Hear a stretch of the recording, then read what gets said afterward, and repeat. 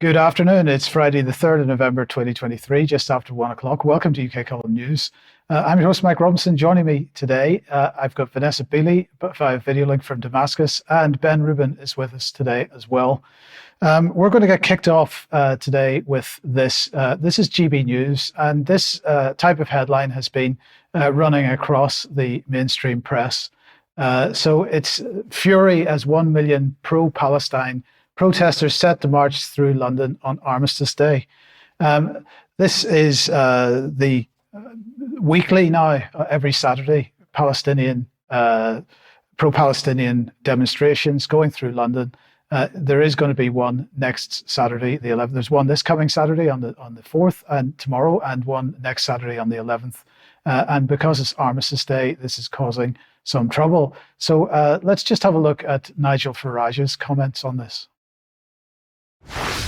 On the 11th hour of the 11th day of the 11th month, in 1918, the guns fell silent on the Western Front and all the other theatres of war.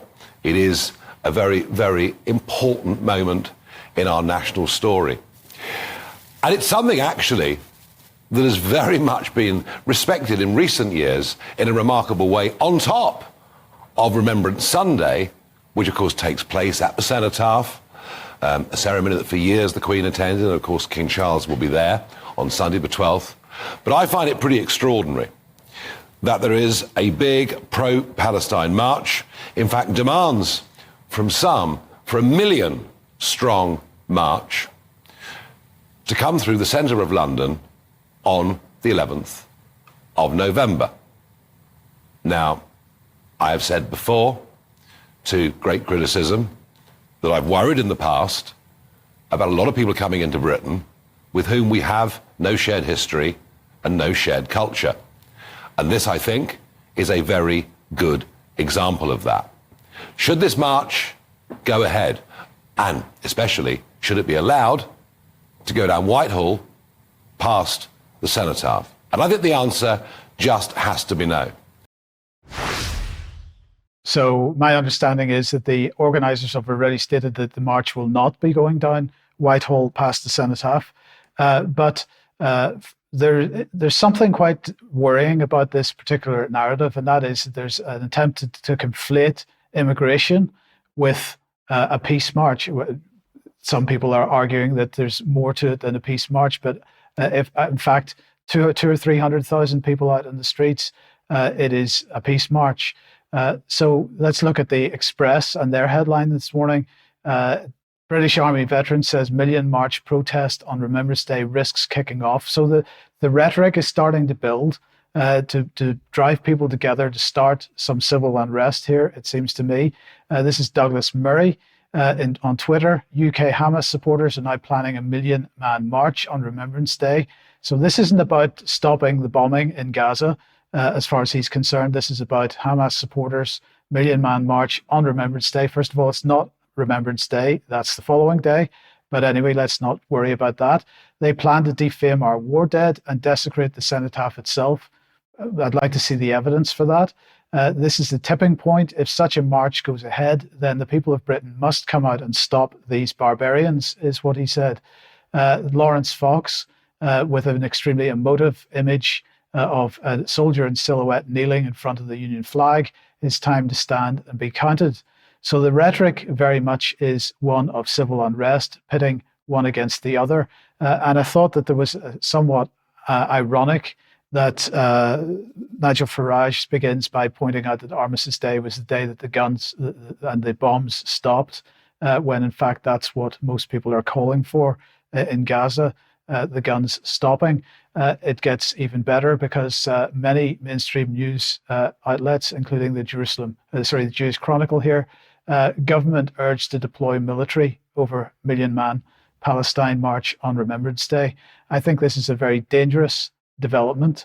And I think what really we need at this point is just to take a step back, calm down a little bit.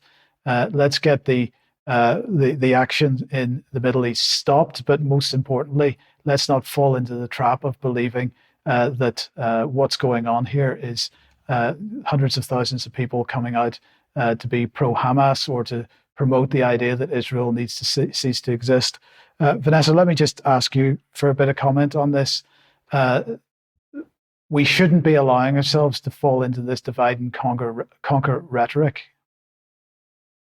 Well, I think also, Mike, the high risk is of a false flag. With 1 million people on the streets, the potential for an attack being orchestrated against civilians and then blamed on Hamas is extremely high. I talked about it in last week's program, and that idea is now being spoken about by a number of analysts, particularly US-based, on social media. So I think, yes, you're absolutely right, but my greatest fear at the moment is false flag time.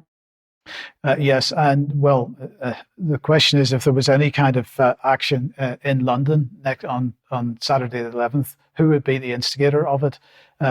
Keep watching till the end of the program because we need to discuss this a little bit more. Now, Vanessa, let's just move on to Gaza. Mm-hmm.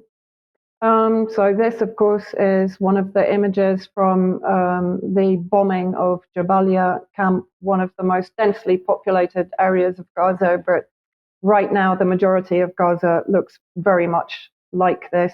I think to date, there are 600 killed, again, around 50% children, and hundreds more. I can't even imagine the numbers of people buried under the rubble.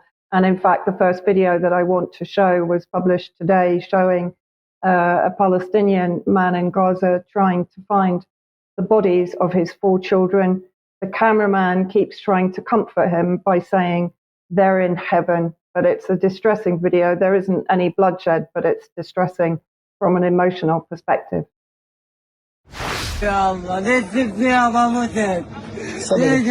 سبقت على الجنة يا حبيبي سبقت على الجنة يا حبيبي ليك يابا يابا ايش سويت يابا لا إله إلا الله لا إله إلا الله في الجنة يا حبيبي في الجنة في الجنة في الجنة في الجنة يا حبيبي في الجنة سبقوك لا إله إلا الله لا إله إلا الله.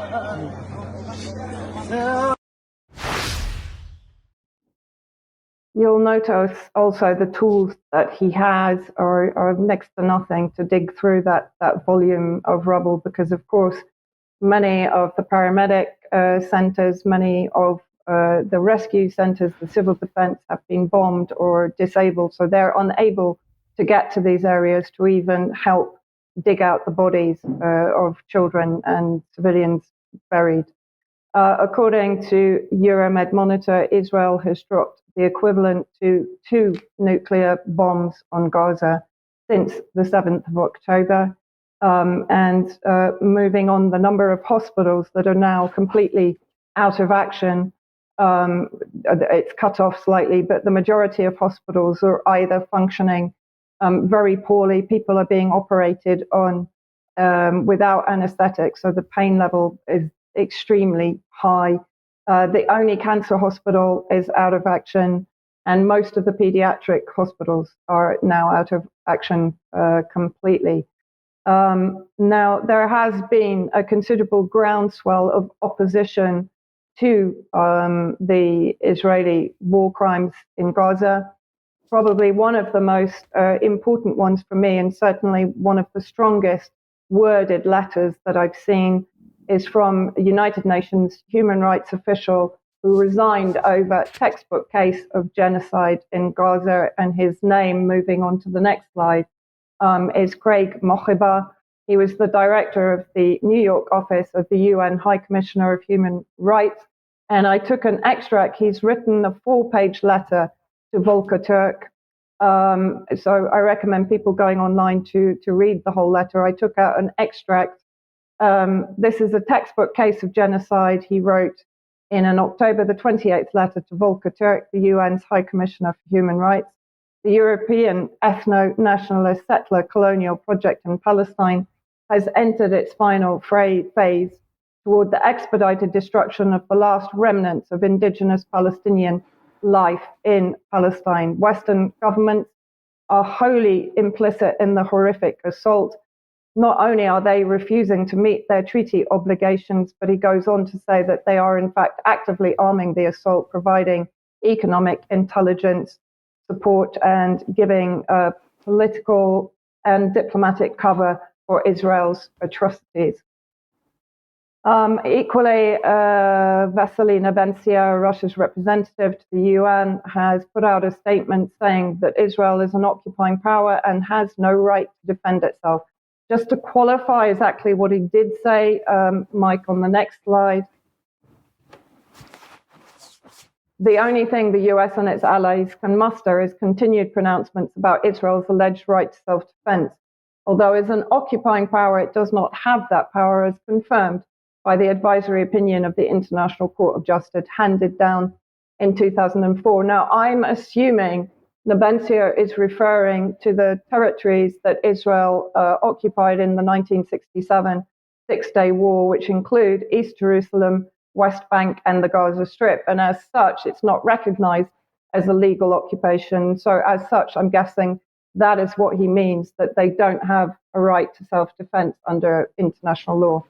Then we have a video from the representative or the spokesperson for the Chinese Foreign Ministry, Wang Wenbin, who also speaks out quite strongly. If you can roll the video. 往复的根源在于，巴勒斯坦领土长期被非法占领，巴勒斯坦人民独立建国的权利被长期忽视，巴勒斯坦民众的基本权利长期没有得到根本保障，这一历史不公不应再继续下去了。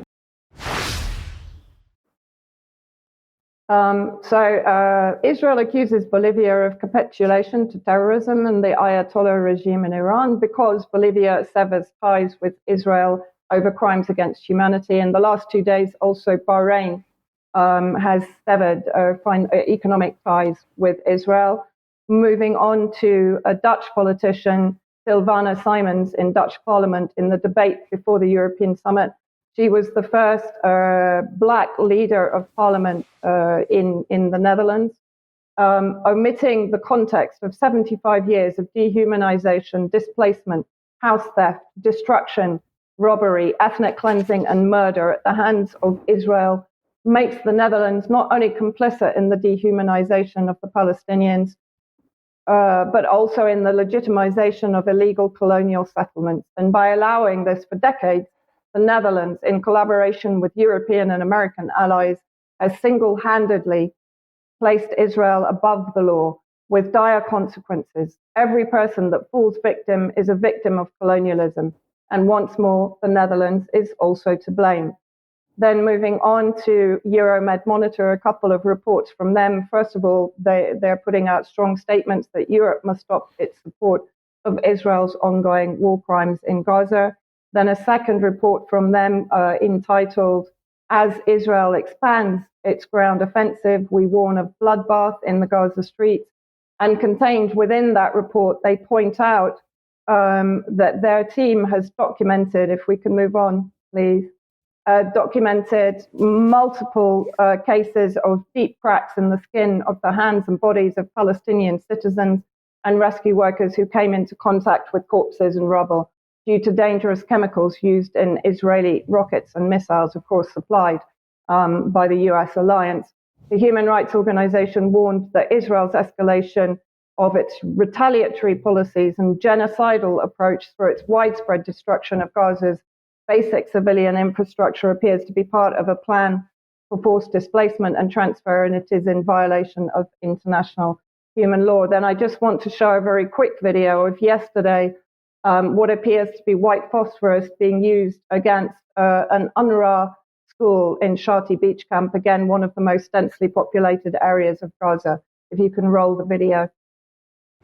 هدف مدارس الوكالة بالفسفور هيو فسفور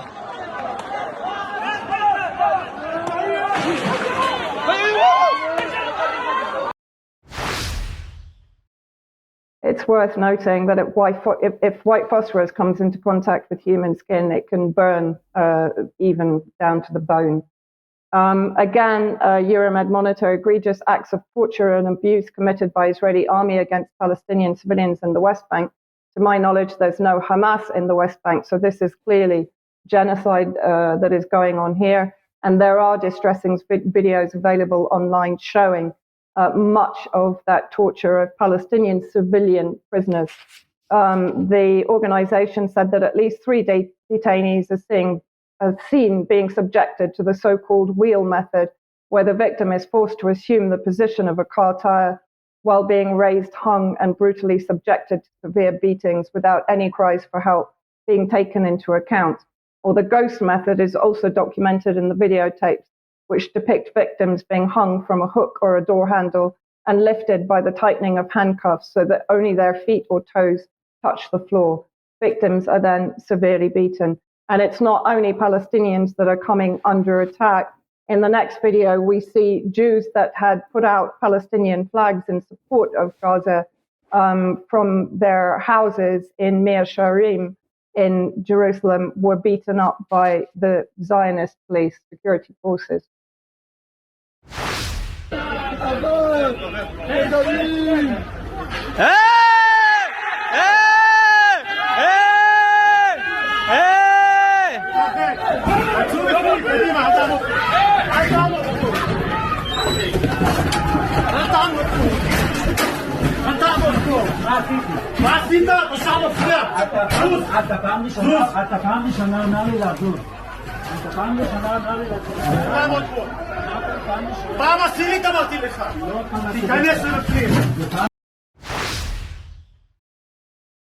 And there are multiple marches of Jews basically coming out in support for Gaza. This is just one example, the Toronto 100K march.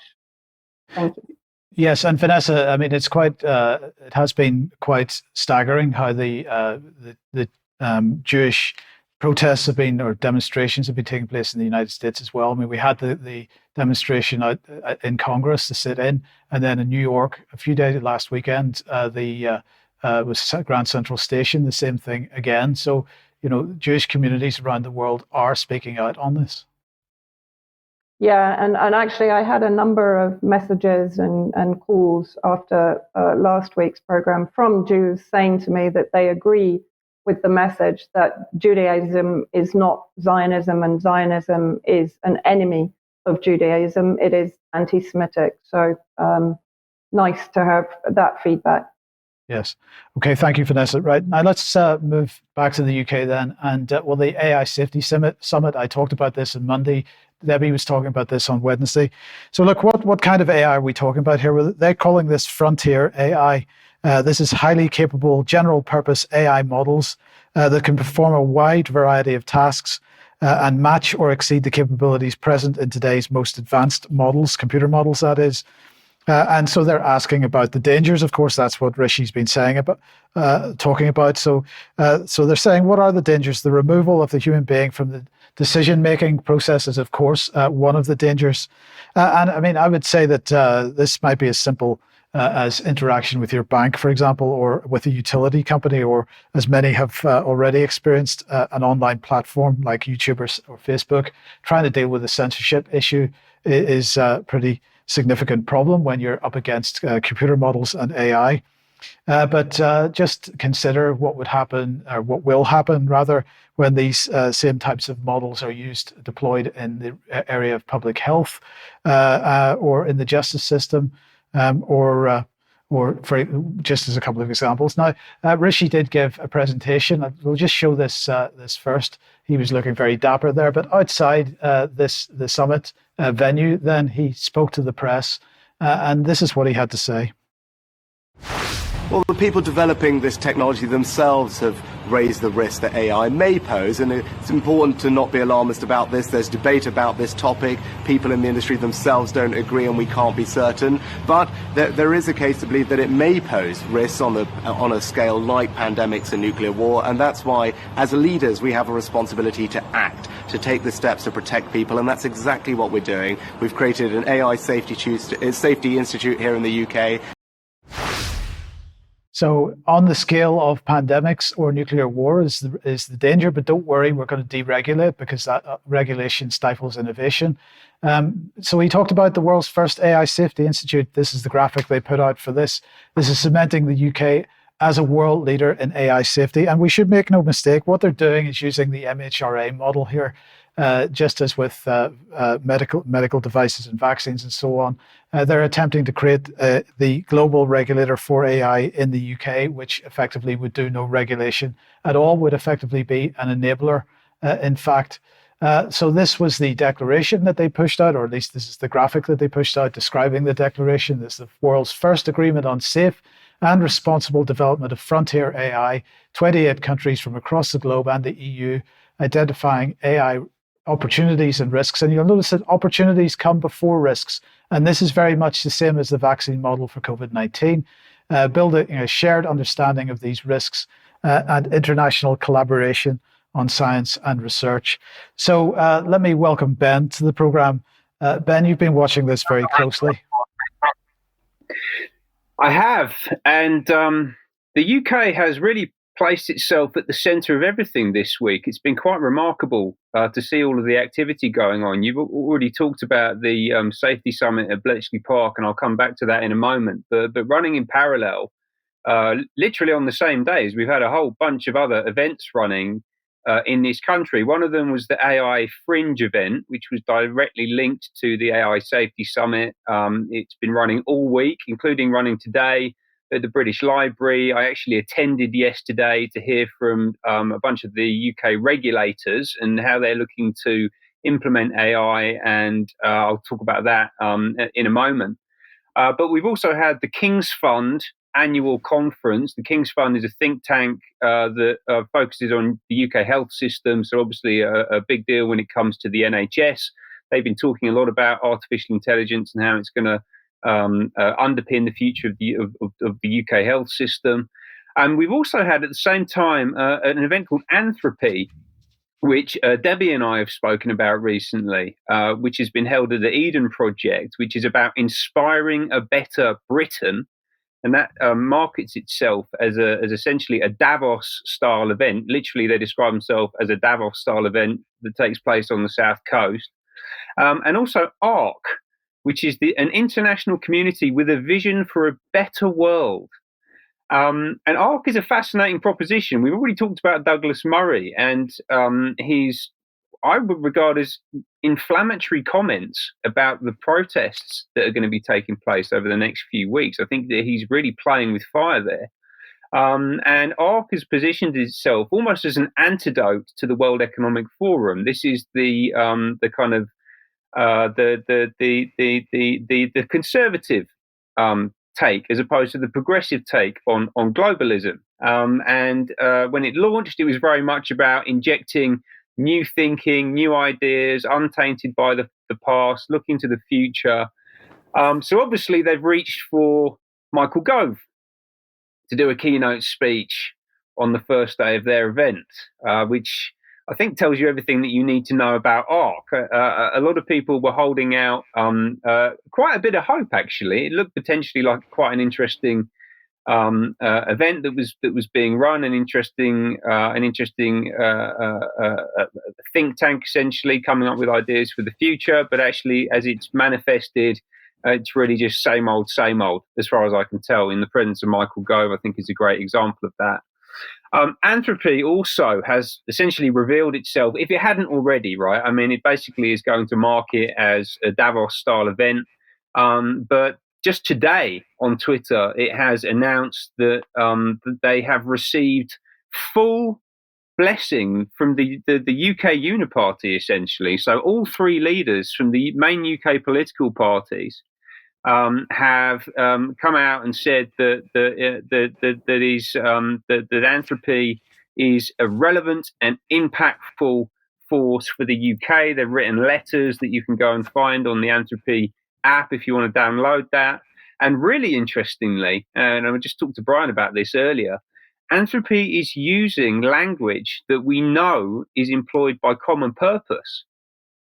This idea of leaving your ego and your silo, in particular, getting people to break out of their silos, is language that Common Purpose use in their Matrix courses, and that is absolutely slap bang in the middle of the Anthropy event. They're using it on their signage. I think that is an incredibly interesting development. So there appear to be some close links between Common Purpose, who actually Brian and I talked about a couple of days ago on the column, and Anthropy, and I look forward to investigating that much further.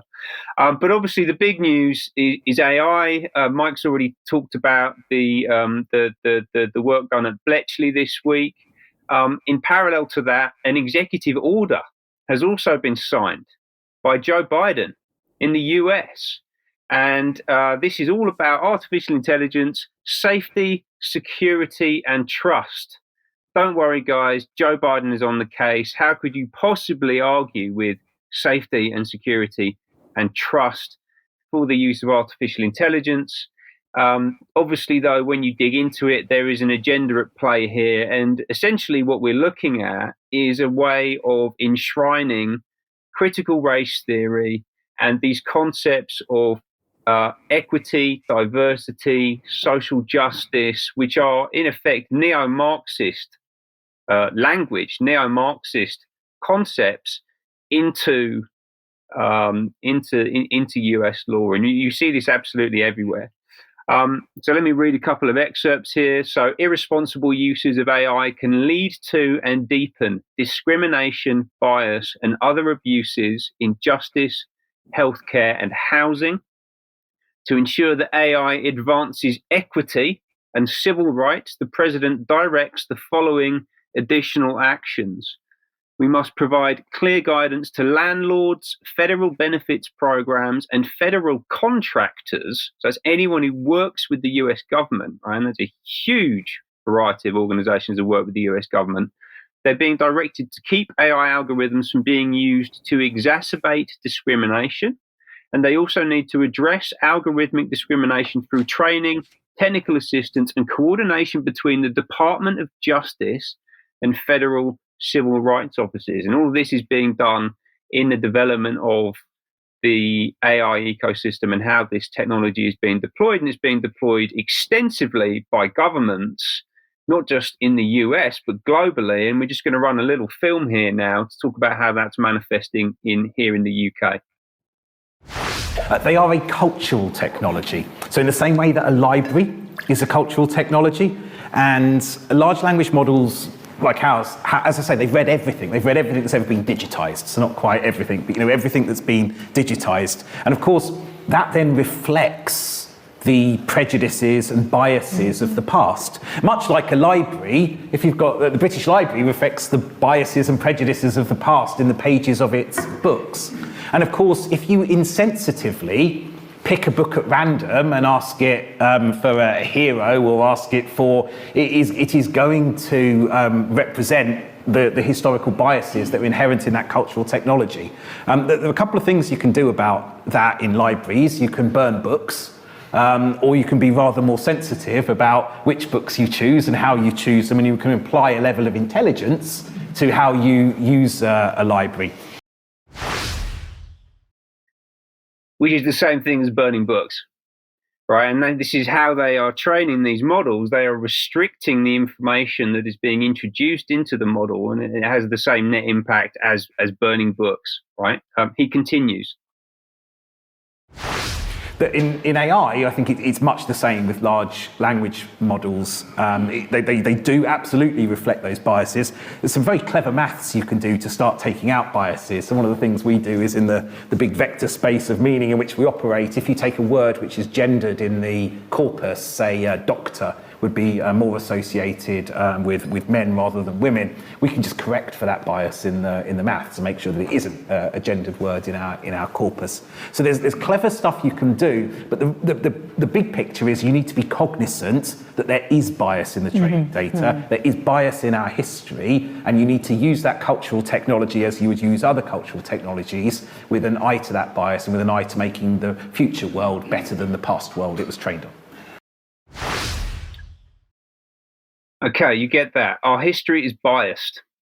It needs to be artificially manipulated and changed in order to make it unbiased. And the people who are the adjudicators of this are people like this gentleman here, Sean Williams, who is the CEO of AutoGen AI. This is actually from earlier on this year. I think it's about 6 or 7 months old, this film. It's from an Institute for Government event, which was attended, and actually maybe the panel was hosted by Lord Hallam, who is a Labour peer. So this is the top level of British government. And what they were discussing is using artificial intelligence to direct £300 billion of government spend, that's taxpayer money, in ways that will artificially restructure our society towards a model that is more amenable to people like Sean Williams, people like Joe Biden, people who hold this progressive mindset where it is essentially known, right? It is known. It is a canonical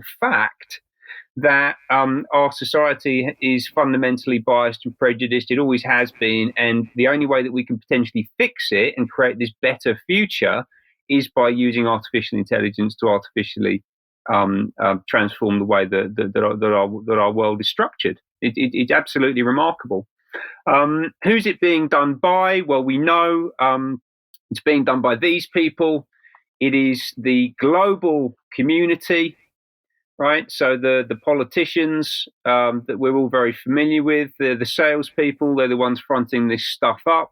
It's being delivered largely by private companies, including companies like Infosys, which was founded by Rishi Sunak's father-in-law, and where Sunak's wife continues to hold a $500 million stake. It's where the vast majority of his wealth comes from. Infosys, by the way, is a strategic partner to the World Economic Forum.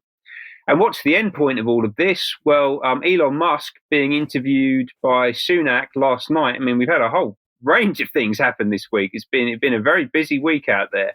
So what did Musk have to say? So there will come a point where no job is needed. AI will be able to do everything. Humanity is rendered redundant, people. And the progressives have this concept of fully automated luxury communism. I don't know if you've heard that before, but that's something that I hear quite a bit. And that is ultimately the point that Musk is talking about there. Humans won't have to do anything. And this is already here, because he actually talked about in the same interview his own cars, the Tesla products that he's currently selling today, as being endpoint applications for artificial intelligence, right? That's what he views his vehicles as being. Final point, really interesting one. That interview between Sunak and Elon Musk was hosted by this young lady, Priya Lakhani, OBE, who Debbie and I also talked about earlier this year, who is the chief executive of an organization called Century Tech. And she was boasting at the Tony Blair Institute for Global Change event that her technology platform was intervening with student misconceptions 500,000 times a week, right? So they want to use this technology to control everything, including your children. And I've just been reminded of this fantastic C.S. Lewis quote, which I think sums up the mentality here really well, right? So of all tyrannies, a tyranny sincerely exercised for the good of its victims may be the most oppressive. It would be better to live under robber barons than under omnipotent moral busybodies. The robber baron's cruelty may sometimes sleep, his cupidity may at some point be satiated, but those who torment us for our own good will torment us without end, for they do so with the approval of their own conscience. And I'll leave it there. Okay, Ben, thank you very much. And just to end this AI section, let's bring the wonderful Earl of, well, I do apologize, I've forgotten which Earl he is, but anyway, he's a defense minister, and he was looking at countries and companies developing frontier AI for defense. He was looking at this yesterday. The MHRA is to launch the AI Airlock, a new regulatory sandbox for AI developers. I mean, there were announcements after announcements. They're calling this Motherload. So it's quite an impressive set of announcements around this. It's pretty clear that the UK government has bought into this hook, line and sinker, and very keen to roll it out as widely as possible. They are not intending to deal with any of the risks. And then finally, just to mention on this AI for good, because this is all about making sure that the Home Office can control the use of AI-generated child sexual abuse imagery. So many announcements on this, and really nothing much no serious attempt to deal with the safety issues at all. Okay, if you like what the UK Column is doing, you'd like to support us, please head over to community.ukcolumn.org. There are options for you to help us there. You could pick something up at the UK Column shop, and we would very much encourage you, if you'd like to buy a Christmas gift card for people, buy people a membership for Christmas. But please do share material you find on the various platforms, especially ukcolumn.org and ukcolumnextracts.co.uk. A couple of items on the UK Column website. This is Georgia Voters Group has strong proof of major election breaches. This is Mark Anderson speaking to Garland Favorito from voterga.org. And you can have a look at that interview there. Also, Debbie speaking to Roger Meacock about the use of the same type of medical approach that we've seen with COVID being used for domestic animals. There's going to be a further interview looking at how this is being used within the farming community with farm animals as well. This is not just about humans. And of course, the One Health agenda makes that very, very clear. Okay, let's move on. And just very briefly, Ben, if we could, Sam Bankman-Fried. Yeah, so you may remember FTX, the cryptocurrency exchange, which collapsed at the back end of last year. The CEO and founder, Sam Bankman-Fried, has been found guilty on 7 counts of wire fraud and conspiracy to launder money. He potentially faces decades in prison, and he's going to be sentenced in March next year. And most interestingly, he was the second largest individual donor in US politics in the 2022 midterm elections, just behind George Soros. So the money that Bankman-Fried has been siphoning out of FTX has gone directly to funding the campaigns of politicians in the US who are promoting all of the agendas that we're being subjected to right now. He also had the very explicit personal backing of people like Tony Blair, Bill Clinton, a huge range of other political figures. And it's also worth noting that FTX was a strategic partner. Actually, I don't know if they were a strategic partner, but they were a partner of the World Economic Forum. Understandably, they are no longer listed as one on their website. The prosecutor in the case said that while the cryptocurrency industry might be new, this kind of corruption is as old as time, which I think sums it up very nicely. Yes, indeed. Okay, thank you. Now, Vanessa, let's come back to Israel then. And well, the question is, what is the success likely to be on the ground war?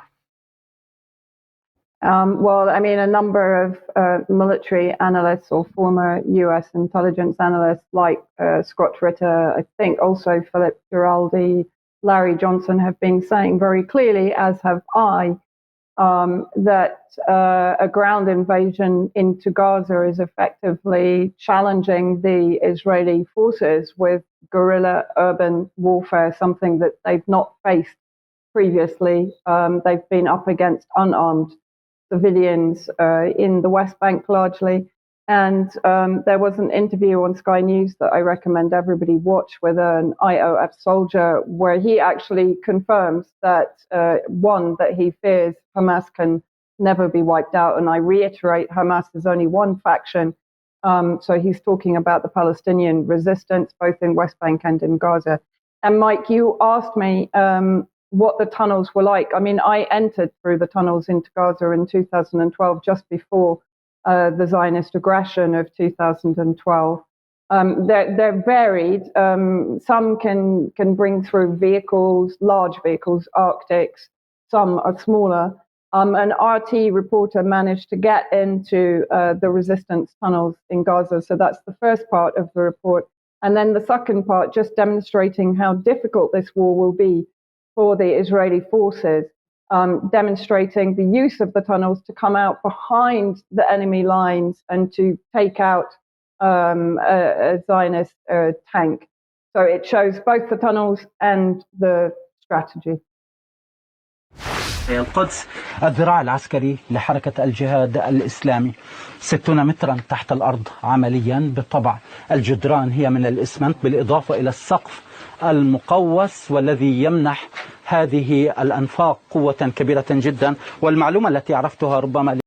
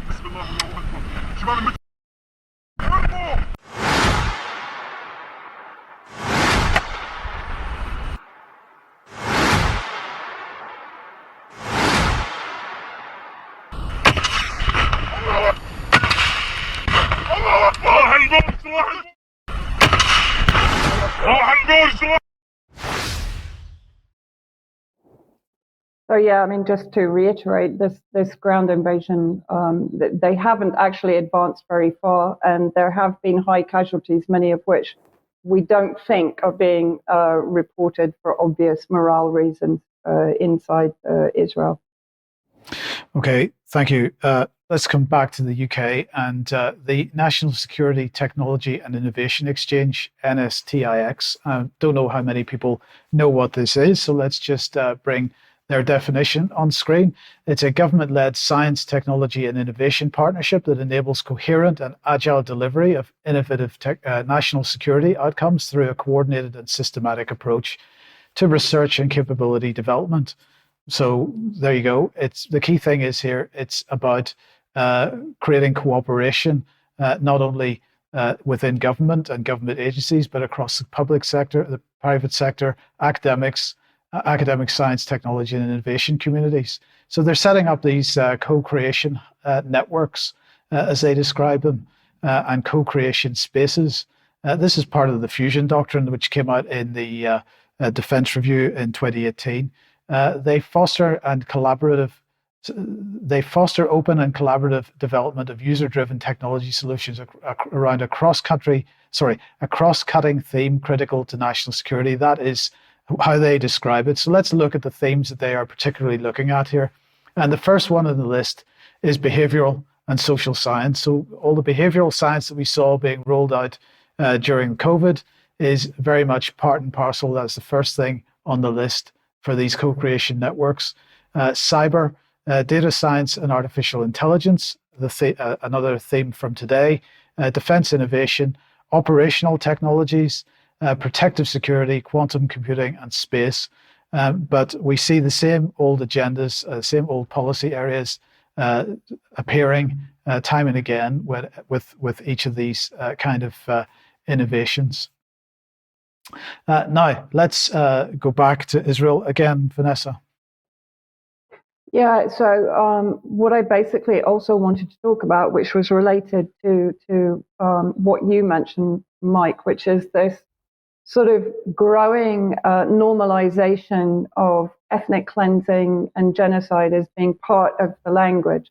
Mondoweiss published a report on two reports laying out a blueprint for the complete ethnic cleansing of Gaza.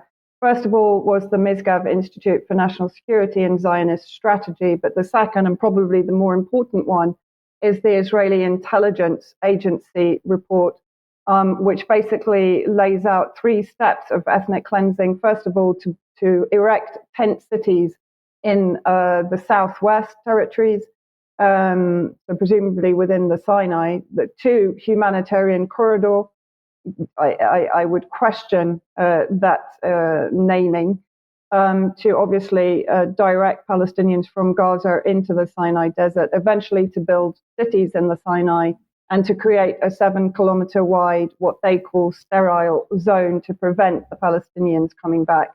So this is clear ethnic cleansing. And then let's have a look at the language of Republican Congressman Brian Mast in describing the situation in Gaza. Just roll the video.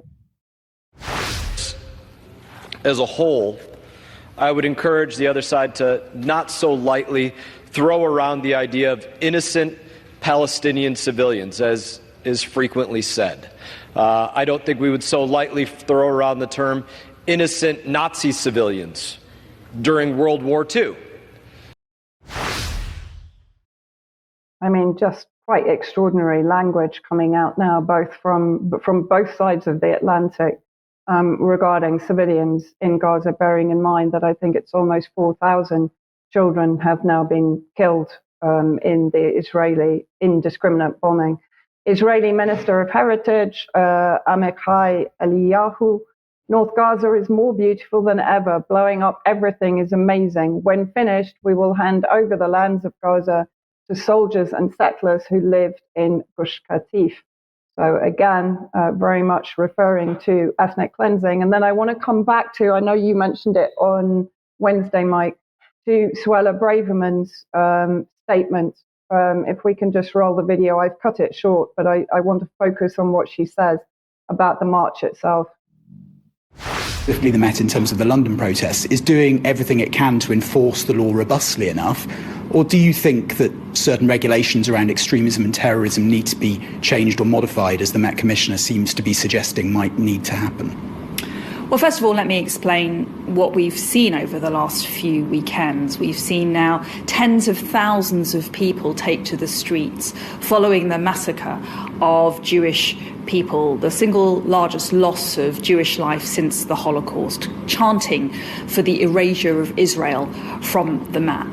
To my mind, there's only one way to describe those marches. They are hate marches. Now, secondly, the police and the crime.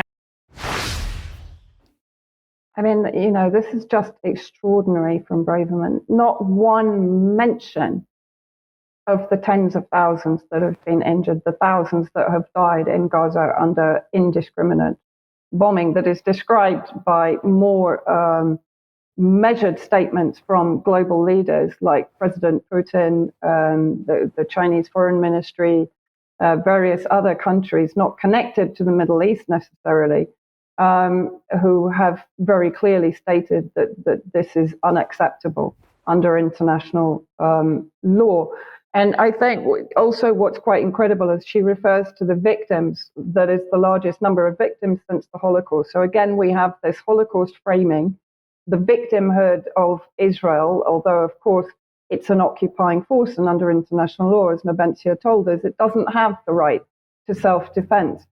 And Palestinians do have the right under international law to resist violent occupation.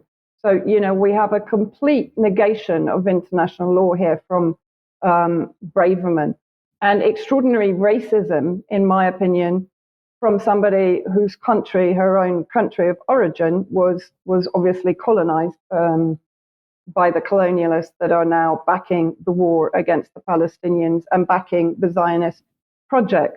So, you know, extraordinary times we're living through, really. There doesn't seem to be a clear head anywhere in the West that is not taking us towards regional war and global war. And this is what Dennis Kucinich, of course, former campaign advisor for Robert F. Kennedy Jr., said in his most recent Substack article, and I recommend people go to it to read the full article and the recommendations that he gives for pushing back against what is happening.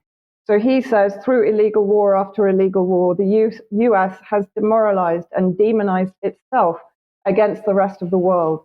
It is the US and Israel against the Arab, Muslim, Chinese, Russian, Iranian, Turks, et al.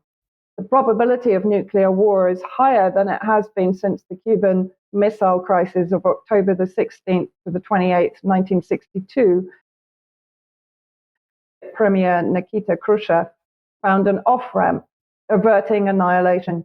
Today, the price of nuclear vengeance and retribution would be the deaths of at least 5 billion people and the end of life on planet Earth. Sobering words from Kucinich, somebody that has the experience to be able to utter them. And this was a protester on one of the marches, and I found her message very poignant. When you need to have hundreds of protests just to tell the world that bombing children is not okay, that's when you know humanity has failed. And I totally endorse that message. Okay, thank you. And I just wanted to end this segment with this, because many people were wondering what Benjamin Netanyahu's speech at the United Nations General Assembly was about, talking about the new Middle East, the restructuring of the Middle East, and so on. It was just seemed a little out of context.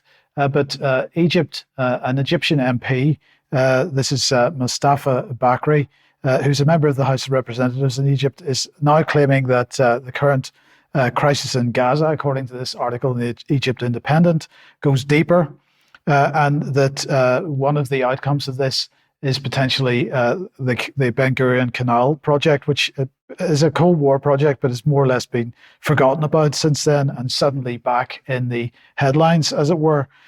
So he's saying that he was giving a speech at an emergency plenary session in the House of Representatives. He said that the project is called the Ben Gurion Canal and goes from Eilat to Gaza and back. So let's just look at the map, and you can see the blue line showing the Ben Gurion Canal. And so he is suggesting that that is part and parcel of what is going on here. Now, of course, he's particularly concerned that this is in a competition with the Suez Canal. But maybe in extra, we can talk about a little bit more about this with Vanessa, because I think the Belt and Road is a very key part of this story that isn't getting any of the coverage in the Western press. The overlay that I've put on there shows another route that was proposed in the past, which is a bit straighter than the one that was in the underlying map there, but nonetheless ends in roughly the same place. So we'll talk about a little bit more about this in extra. Now, back in June, this event took place, the Ukraine Recovery Conference. And of course, Ukraine has completely fallen off the headlines, as Brian has been pointing out over the last couple of weeks. That particular war apparently doesn't count anymore as far as Western media is concerned anyway. But one of the things that was announced in June at the Ukraine Recovery Conference was the idea of insurance for anybody that was wanting to do business in Ukraine, in restructuring and so on. So the European Bank for Reconstruction and Development is the organization that the UK has now partnered with in order to provide this government-backed insurance, war-related risk insurance. So this is for private investors to go into Ukraine and benefit from the fact that Ukraine has been destroyed and there's opportunities there for profits through rebuilding. So this is the signing ceremony that took place a couple of days ago. The EBRD, pleased UK signed war risk insurance statement of intent with us to help UK companies do business in Ukraine. Ukraine is the gift that keeps on giving, and lots of money to be made there. Let's come back to you, Ben, and C40 Cities. Yeah, so C40 Cities is another one of these global organizations. It's a network of nearly 100 world-leading cities that are united in action, maybe in lockstep even, to confront the climate crisis and create a future where everyone can thrive. Again, it's so difficult to argue with any of this stuff when they put it so beautifully. The chair of C40 Cities is our very own Sadiq Khan. And he very proudly talks about the fact that he's the chair of C40 Cities on his Twitter profile. He's been talking over the past couple of days about the great success of his ULEZ scheme, and the fact that there are now the vast majority of vehicles in London meet ULEZ standards. You might want to hit forward, actually, Mike, to get the animation to work. There you go. Look at that. The arrows are all going in the right direction. Aren't you a clever boy, Sadiq Khan? What he doesn't mention is that this is in large part a revenue generating exercise for him. I believe that he's generating about £750,000 a day in revenue for his organisation, for the Mayor's office, from ULEZ. It's also probably the least popular policy that's come out of City Hall in living memory, right? People really do not want this, but there is a massive drive towards it. We all know what it's about. And it's getting a lot of backing, even now. Even though it's only recently launched, even from academia. So this study came out from the University of Bath a couple of days ago, which again, despite the fact that this is a very relatively new initiative, they've already found that the policy interventions have significantly reduced levels of key pollutants, leading to improvements in physical health and mental well-being, and everything seems to be driving towards this kind of scheme being rolled out further across the UK and elsewhere internationally, if C40 have got anything to do with it.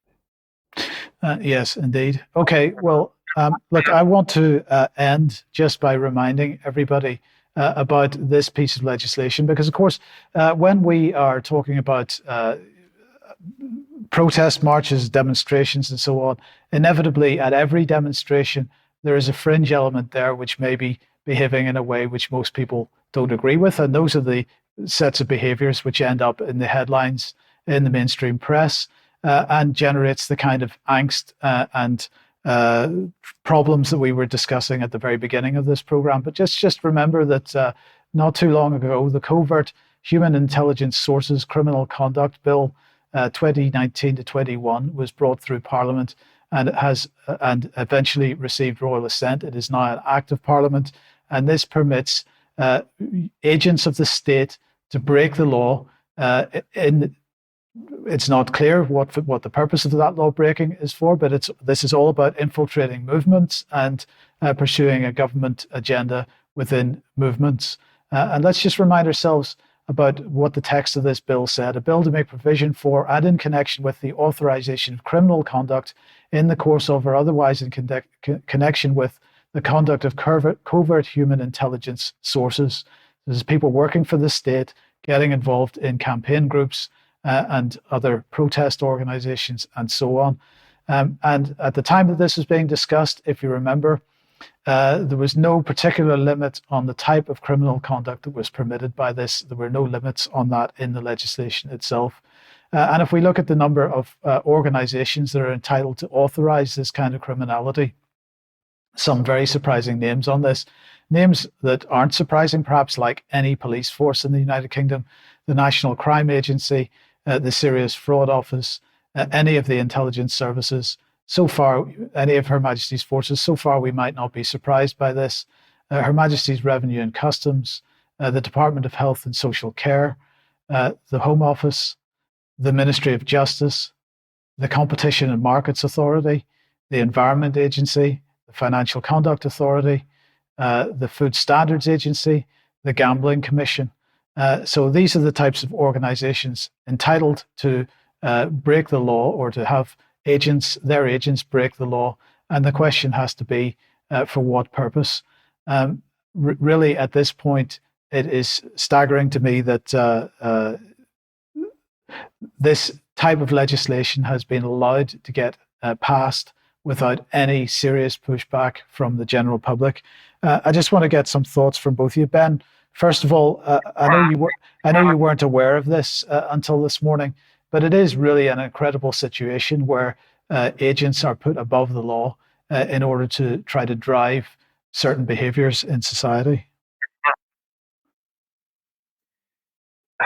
Well, I mean, it's mind-boggling, actually. And essentially what they're saying is that, what the bill does, like that they are above the law. That's what they're saying. The state is above the law.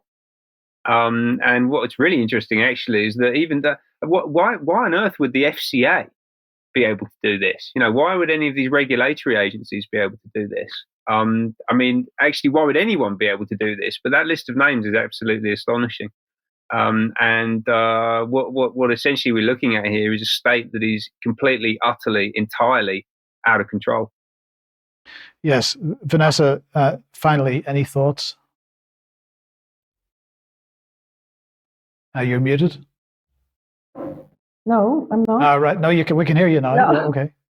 No, I lost you. So I just closed the link and came back again.